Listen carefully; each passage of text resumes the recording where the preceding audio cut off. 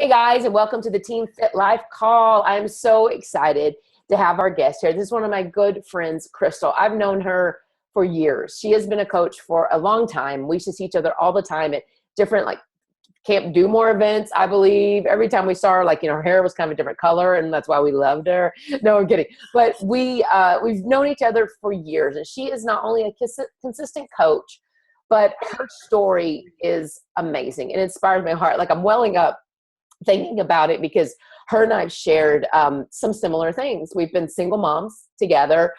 We know what that's like to have to come out of a hole and just fight for your children and your life. And then we've met amazing men and had another baby with these men. And while the road's never easy, we have, I believe, learned skills through those times and through even this business that have not only kept us going and building big, amazing teams, but they've helped us in our personal life too. And her and I had been talking, and I was like, please come and do a call with me. I would love to have you. I want people to see you and just to see what's possible. And I know that you probably have this with your team too, Krystal, but we have all these ideas and we have all these stories of encouragement. And I think they hear the same voice long enough, people just sort of tune out. And while you may have the very same message, there's something about hearing it from someone else that changes sometimes people's perspective. It's just the right timing or the right circumstance. And I pray if, that's what today's going to have in store for us, and then we do it. But let me just intro Krystal, and I'm going to let her have the mic. So she's a total 9-star diamond. She's been an elite 2 times. She's a Success Club legend, but she also is going to be part of the Millionaire Club this year. And she says part of a millionaire team.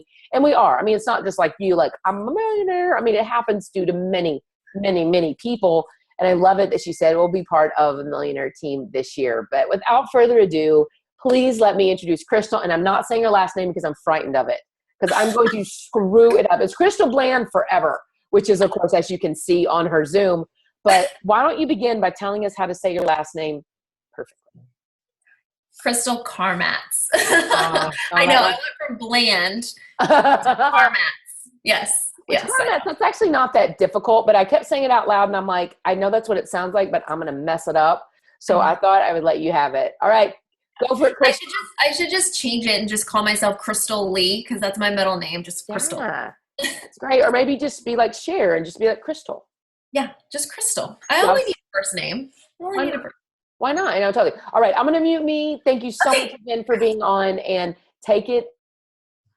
Awesome. Thank you guys so much for having me on your team call, Mindy. It is such an honor. Like you said, we have known each other for years, Can't Do More, leadership. And I remember the first time I met you was actually, do you remember when they used to do the SOS tour?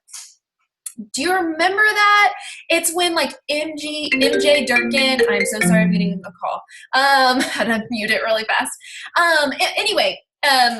So I remember us going to a Summer of Success tour in August of 2010.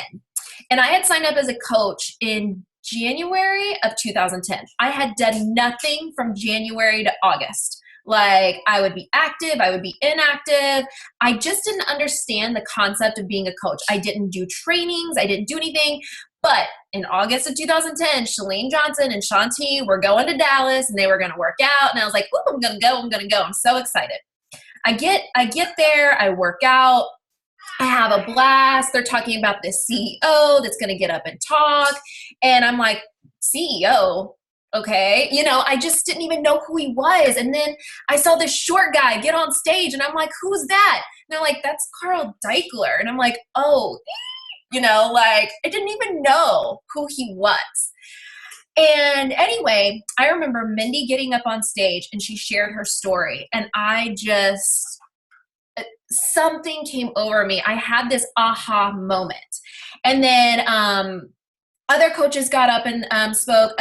Daryl Dewar, I think that's how you say his last name, and Barbie Decker. They got up and they shared their stories, and I'm like, oh my gosh, this could be me. I can do this. I can pay off debt. I can fire my boss. I can take my family on vacations. I can have the freedom to do what I want. No, this business isn't all about making money. But guess what?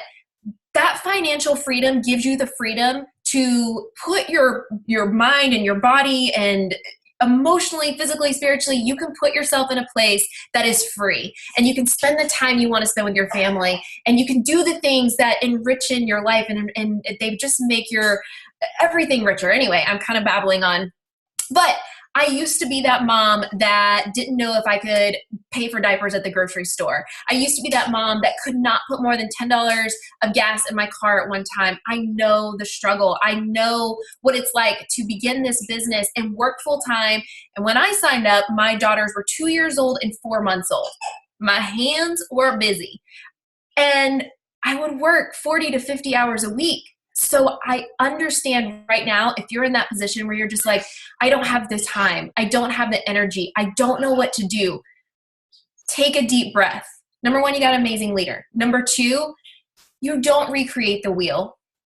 You are just here to follow a plan. You're here to follow a structured plan, just like your workout plan. If you're following it, you're going to succeed. And that's what coaching is about as well. Today, I'm going to be talking to you about how to start conversations. You know, we're constantly saying, add to your network, add to your network. But what do you do once you add to your network? How do you start those conversations? I'm sure you guys can hear my little one. She's back in the back. Real mom life here, you guys. But how do you start those conversations? How do you get to know someone without being icky and gross, and without, you know, them feeling like you have some ulterior motive? So before we get going with the conversations, I just kind of want to pump you up. I want to amp you up. I want to get you motivated and inspired, and I want to obviously grasp your attention. So I'm going to talk about some goals for a second, because I know that setting goals in this business can be crazy scary, but you've got to set a destination before you can even take the car out of park.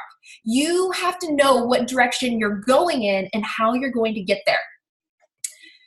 I've learned that goals give us a huge vision, and I'm going to give you an example. Whenever I started taking this business seriously, I just envisioned being able to put, a full tank of gas in my car. And guess what? My goal stayed that small.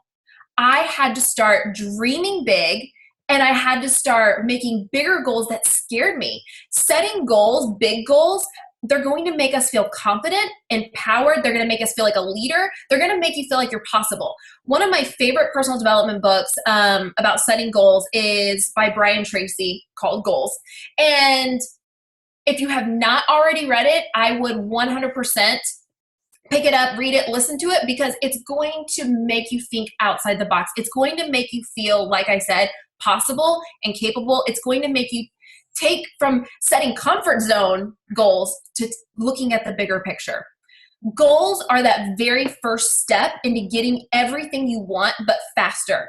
And we all want that. If you think small, you're only going to reach small goals. So right now, without a doubt, you guys, I want you to commit to big thinking. I want you to commit to big goals. I want your goals to make you nervous, excited, and scared. I want you to be more afraid of not reaching your goals than fear itself. You've got to be bold. You've got to stop worrying, well, I'm a new coach. I want you to focus on being the person you want to be in the next 3 months, in the next 6 months, in the next 9 months, who you want to become in the next 1, 3, 5 years. Imagine that you have this unstoppable ability to achieve anything, right? I literally just got goosebumps thinking about that, because, I've made it this far in this business, but hello, I'm not done. I am not even close to being done. I am going to give you some tips on making goals, because you've got to make goals before you can start initiating these conversations, okay? Because you got to be authentic about it. You got to let all of your reservations go. You got to gain some confidence. Number one, you have to refuse to make excuses in this business. Don't you dare allow yourself to give up on yourself, because you are bigger, you are smarter, and you are more capable than that. I know that you might be tired. It might be late. You haven't eaten. Your kids are driving you nuts. You'd rather go out with friends. You don't feel motivated. But just like working out, you will not see results with your excuses. Excuses are dream and result killers. Excuses keep us in a bubble, and we don't achieve anything worthwhile in our bubble of comfort and excuse, okay? Get rid of the excuses. Number 2, get over the opinions of others. Seriously, do other people pay your bills? Mindy said this last week on my team call, and I loved it. If they don't pay your bills, then they should have no say in how you plan to achieve your goals. They should have no say in how you are providing for your family, okay? Do not let your self-image be dictated and determined by the way others speak and view you, all right? And like, I'm just gonna keep it real. Like, quite honestly, people really don't care that much. And people are really not concerned with you anyway, unless you are failing, okay? So they might have a negative comment to say, but that's their own issue. And that's their own mindset. And guess what? You're not gonna go there. You don't have time for it. You decided to be a part of an amazing journey, and you have this amazing positive opportunity, and the people around you and the people that you are surrounding yourself with, they are going to cheer you on. And the naysayers, they have no business being a part of your everyday thoughts. Get them out of your head. You are stronger than that. Forget about the naysayers. Forget about what people might think, okay? You are doing this for you and your family and your why. Number 3, you and only you are responsible for your success. There's no blame game, you guys, when it comes to reaching your goals. You've got to accept complete responsibility of your life and of your actions. And that's when you're going to start moving closer to reaching your big goals. You have to stop blaming others. You've got to take control, because if you're making excuses and you're blaming other people for not reaching your goals, you are stealing yourself. I'm getting all mixed up right here. Sorry, my little one's making some noise. You are stealing your full potential. You are giving your power away. And then you're going to start feeling negative. You're going to feel weak. You're going to feel angry. And who wants that? Take control over your business. You decide from this moment forward. You got to see yourself as a CEO. You've got to view yourself as being in complete charge of your life, your emotions, your actions, your business, and your success. If you are not happy with your current situation or your current income, change it. Decide to earn more. Set a goal, make a plan, get busy with the activities that change that situation. And what you do today will dictate your income tomorrow. And when I say dictate your income tomorrow, you guys, we all know this. There's a 30, 60, 90-day turnaround in this business. So what you're doing today, you might not see the effort of it in 60 to 90 days. But that's why consistency is key, okay? That's why you are choosing to build this business non-negotiable. Who cares what people say? Who cares that your closest circle of friends isn't supporting you? Guess what? Go find new friends.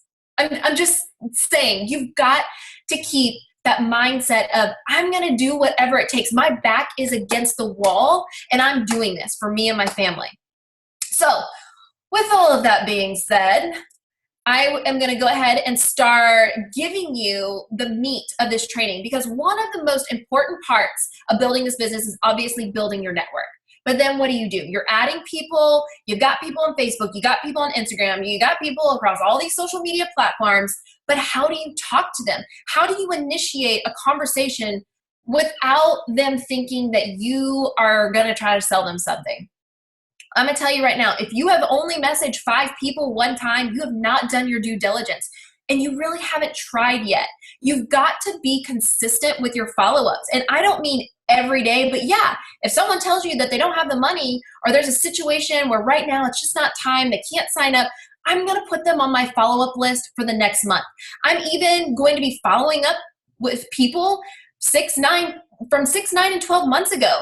So how do you follow up and start those conversations? First and foremost, you've got to make a daily goal. You got to make a weekly goal over how many conversations you're going to be initiating. Just imagine if you made a goal to speak to 5 new people a day.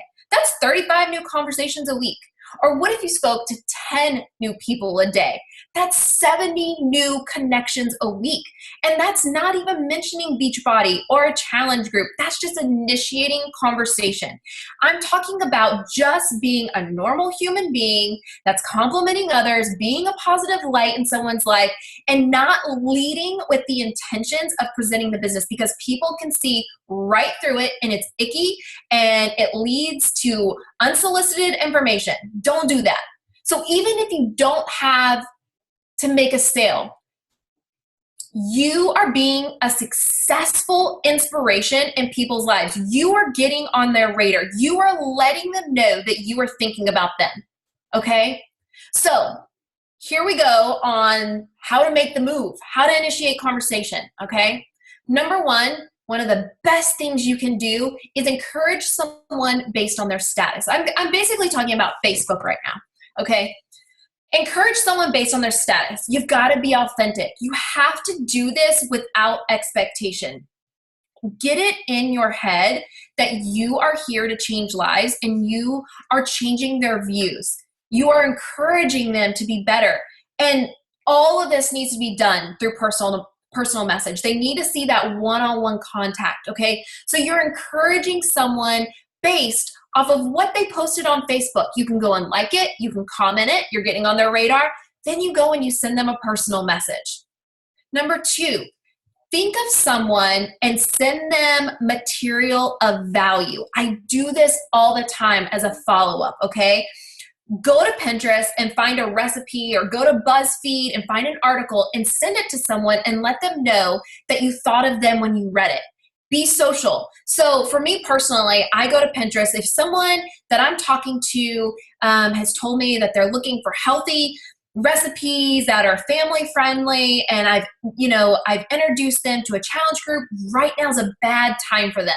My follow-up with them is going to be sending them a healthy recipe, letting them know that I thought about them, that, oh my gosh, I found this super healthy black bean brownie recipe. I know you're looking for healthy snacks for your kids. I thought about you. Let me know if you try it out. And that just gets the conversation going again. Okay, so have some material that you can just send to someone and let them know, hey, I'm thinking about you. I read this article. It made me think of you. Found this recipe. Made me think of you. I found this workout. Made me think of you. You got it. Number three, tell the truth. Be honest about something that you have never said before. Find someone you admire from your friends list and send a quick message that is like, I don't know if I've ever told you this, but I just adore seeing your pictures and I just adore seeing your family. It truly brightens up my day. Or, you can even say something about, a college or a high school friend. You can send them a message and be like, you know what? You were on my mind today and I was thinking about you. And I just remember how kind you were to me in high school. And I still remember that. And I truly appreciate that about you. Just be honest and genuine. How would you feel if someone gave you a compliment like that? Like, you would feel good, right? You would feel, happy inside. But you got to do it and be authentic about it. You're not just doing this and running game. You're not doing this to run lines, okay? Number four, be helpful. Like I said in number two, keep a list of valuable free articles, websites, newsletters, etc., and send it to people who you think it would benefit. If you notice that someone is posting and they're struggling with something like time management or organization, me personally, when people post things like that, I immediately send them to Chalene Johnson's 30-day push because it's free. It's free and it's going to give you that credibility that you genuinely care. And it shows people that you are trustworthy and that you truly want to help. So if there's free documents, free materials, whatever, I'm going to send it to someone who needs my help because it's building credibility.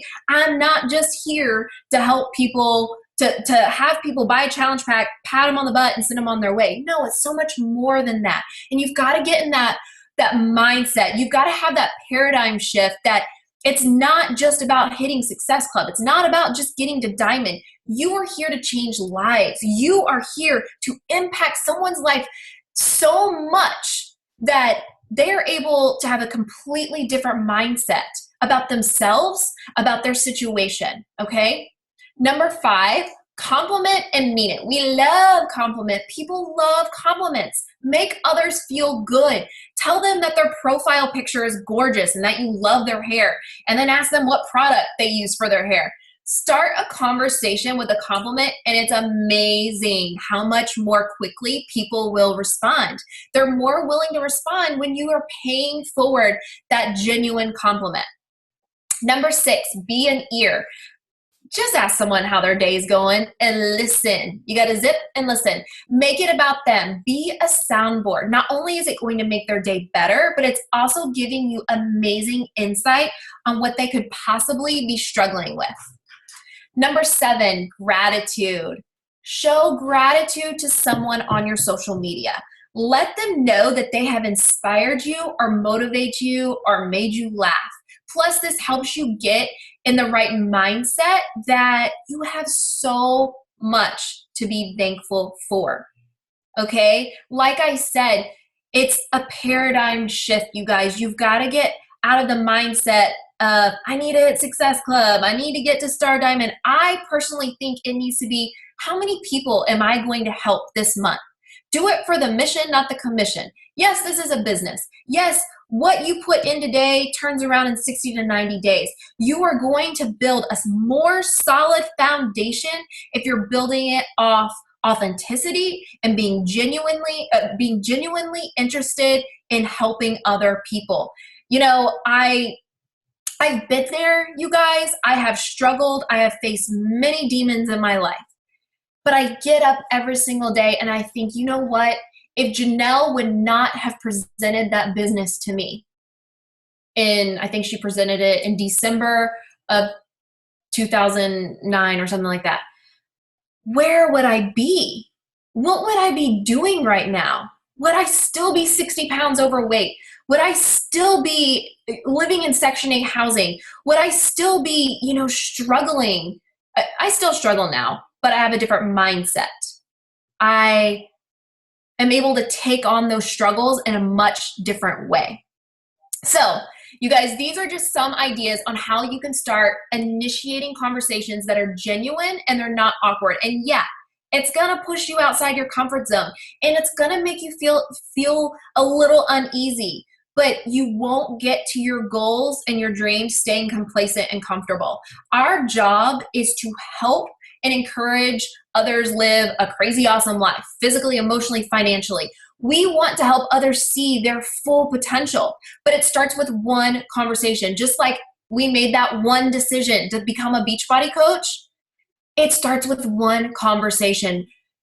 It might take some follow-ups, but it begins with you making that move and building a solid and trustworthy foundation. Once you know these people more and more and you're a listening ear and you find out what they're struggling with on their own journey, you have this gift that you can present, but you can't relate that to them and their goals without getting to know them first. And that's why it's so important that when you initiate those first conversations, they are so authentic and genuine and real that they have no other option but want to be around you. They want to have what you have. They want to know more about what you have to offer.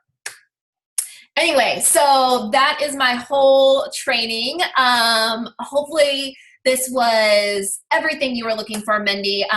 Like I said, I truly am blessed and honored to be speaking on your team call. This was very good for me because I've kind of been out of the loop on guest speaking. So this pushed me outside of my comfort zone. Good, I love it.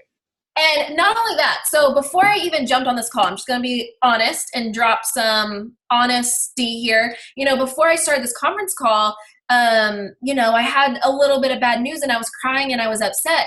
And I was like, I could just tell Mindy it's just a bad time. I'm not going to do this. But you know what? You know how much better I feel right now?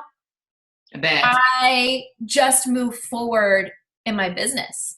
I just moved forward in my own personal journey. I just moved forward in being stronger and being capable. And I want you to remember that you're going to have bad days and there's going to be curveballs, but you keep going and you don't give up. You just don't do it. You keep going. And yeah, I'm going to take a drink of my coffee, or not my coffee, my tea. Look what it says. Today I will manifest some cool ass. Can I say that? I'm so sorry. Can I say that, Mindy? Oh yeah? Are you kidding me? I just want to make sure. Okay. Well, what I would love to just say is that, first of all, thank you for doing that. It's funny how you mentioned that, because started a new Bible study today. I do this little Bible study group online, which, by the way, is my happy place. Like, that helps me do all this better. Yes. Because my heart is truly like, that's what I want to do. I want to somehow minister to people, but I'll never be able to do it if this business fails, because that makes no money. You know what I mean? We're still in the whole thousands. I don't care. Yeah.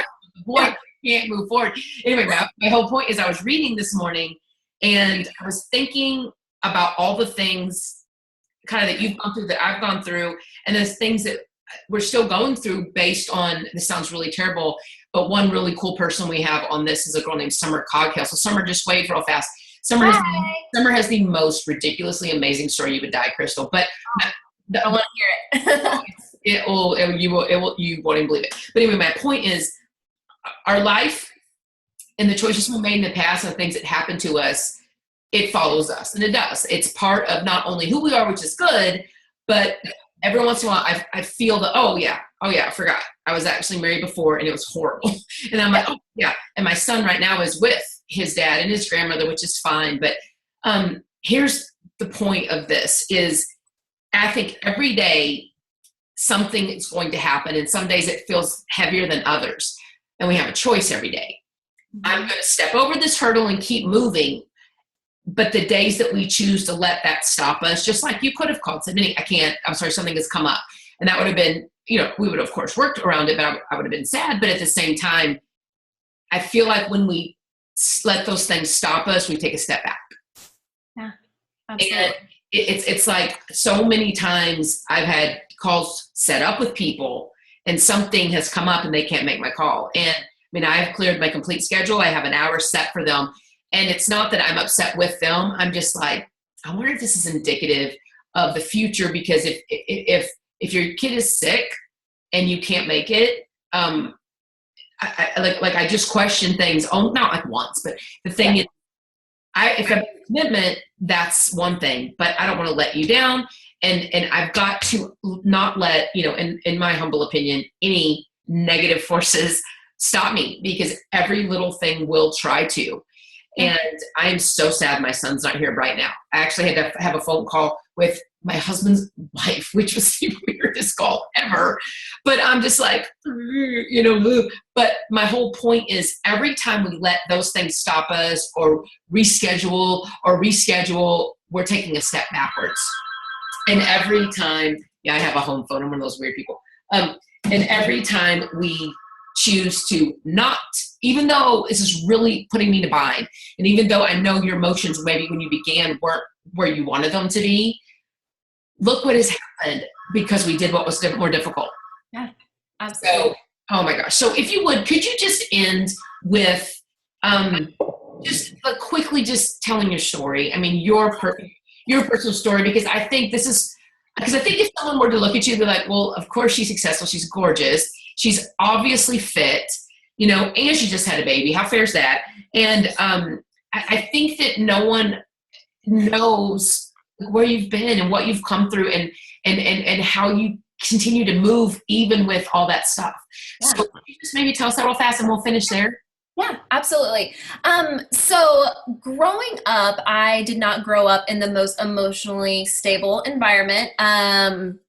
I don't know really what it was. And in 8th grade, I actually started with having eating disorders and body dysmorphia. And I felt like I was told on a daily basis to suck in or to work out or to not eat. And so I just made some habits of that's what I do. I don't eat. I suck in. And it just, I had a very, very, very bad, self-confidence. I had no self-confidence. I ended up getting a cheerleading scholarship right out of high school that I didn't even want. I actually wanted to quit cheerleading, but my mom would not let me quit. And which, it was good, but went off to college. I was cheerleading. I actually was pushed into becoming treasurer and secretary of the freshman class. I did that, and all that seems great, but it wasn't me. I wasn't doing it for me, and I ended up just crashing, burning, dropping out, leaving. And I soon started a party lifestyle, and I was drinking, I was doing drugs, I was living the party scene, and I just started gaining weight. That freshman 15 turned into like freshman 30, freshman 40. I was up to 180 pounds. I met my ex-husband Clayton, and I was pregnant within 6 months of us dating. And yes, we got married because it sounded like the right thing to do. Was I 22? I was 22. It sounded like the right thing to do. It sounded like, you know what? Oh, I'm pregnant. I need to get married. I'm from Texas. Shotgun wedding. Yeah. So anyway, we got married, and it was rocky from the start. Because of me being overweight, I had preeclampsia, and I had hypertension. And actually, when I went into labor, I had to be put on oxygen and some type of medication because my blood pressure was like 180 over something. It was very dangerous. I was on stroke level. So I was able to have her naturally, but it was a very scary time because of how unhealthy I was the entire pregnancy. I had my second daughter, Katie, 2 years later, and she's a little spitfire. And that's, during that time, I was living in Section 8 housing. And when I say Section 8 housing, let me tell you about this. Like, we had a hole. Like, we did not have a foundation in our house. Like, you could go into my daughter's closet, open up the closet, pick up the carpet, and there was like a hole to the ground. Like, it was not a pretty sight. And when she was born, I did not have health insurance because I couldn't afford it. And there was so many times this makes me humble right here. There was so many times I would go to Walmart and just cross my fingers that I could buy diapers. So many times crossing my fingers that, I can buy formula. And I would literally have to choose sometimes between buying bread and buying diapers. Obviously, I bought diapers. But I wrote so many hot checks, and I was working 50 hours a week as a front desk agent at a hotel. And my marriage was falling apart. And I was depressed. I was a hermit. Anytime I would go and try on clothes, it was like the walk of death, the walk of doom, because I didn't know what was going to happen when I walked in that dressing room. Am I going to sit in the corner and cry and allow my body dysmorphia and allow my eating disorders to just take over? And I would give myself pity parties instead of doing anything about it. And I'd make excuses, and I'd make excuse after excuse. I'm busy. I've got 2 kids. I'm working all the time. I live in Section 8 housing. I live in a town with 3,000 people. How can I do anything with myself? I then came across Turbo Jam about a month after my daughter was born, 2:00 in the morning, eating a bag of Cheetos or Doritos. I don't remember. And I said, I want to do that. Like, I want to be the bubbly blonde girl. I was a cheerleader. This is like right up my alley. I still want to be a cheerleader.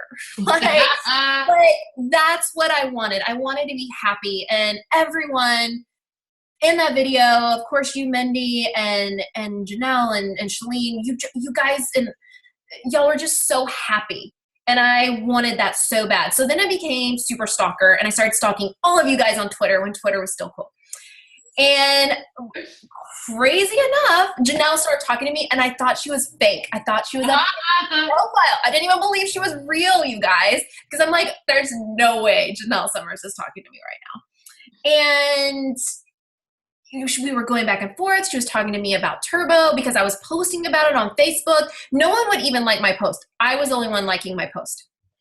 And she eventually asked me, have you ever considered becoming a coach? I see you posting, you just have something about you.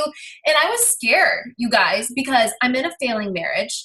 I'm living in Section 8 housing. I live in a town, like I said, with 3,000 people. I might be feeling better about myself because I'd been doing turbo and I had lost about 20 pounds, but everything else in my life was not put together. I was a hot mess. I financially, emotionally, spiritually, everything was a hot mess. And I had my reservations and I didn't know what to do. And I decided, you know what? I'm just going to do it. What can it hurt? I'm just going to do it. I am tired of my kids going to low income daycare. I am tired of living less than paycheck to paycheck. So I decided to sign up and I decided to become a coach. And like I said, I didn't do anything for 7 months.